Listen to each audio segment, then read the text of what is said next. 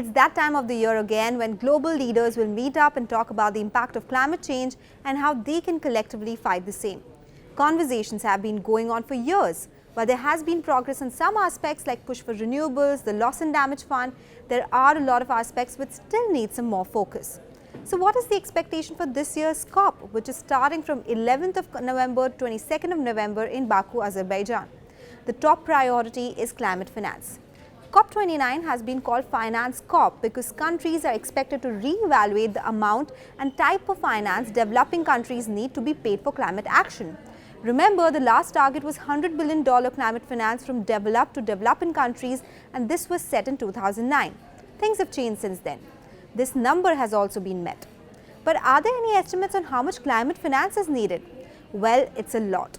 At a global level, it needs a quadrupling of investments, and some of the studies, say for example from IRENA, has estimated that globally the investment requirements are $5 trillion by 2030. And if we consider the developing countries alone out of this whole gamut of countries that needs to shift from to low transition economy, what we say, the developing countries would need investment to the tune of, I would say, as per the IEA estimates, it needs investment to the tune of $1 trillion by 2030 annually.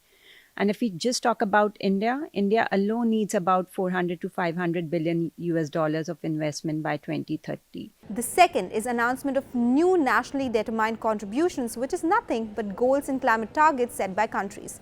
Several countries have indicated they will put forth new commitments in this year's COP.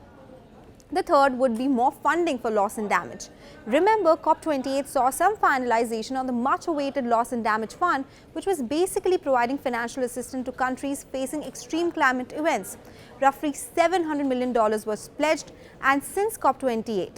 But estimates suggest countries could need $580 billion by 2030. Fourth would be carbon credits. Rules around carbon markets need to be ironed out. There needs to be some clarity on the same because there's no single regulation so far which would cover all the countries. Very difficult to pinpoint, but what we can it based on, because as I said, once it is registered, everyone knows about it.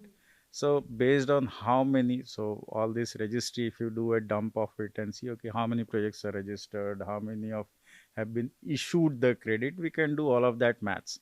And put together, global market would be about closer to $2 billion. That is the size of the market. Also, there is you get it issued, but has someone received the money? It depends on the way the transaction happens. So therefore, I'm saying actually pinpointing the extent of transaction actually taking place, how much profit anyone is making, is it impacting the project to happen? Pinpointing is slightly difficult. It will be very important to see whether there are some important and major announcements and decisions taken in this COP, because there are soaring temperatures, uneven rainfall, extreme climate events that make it indispensable for countries and governments to take a quick action.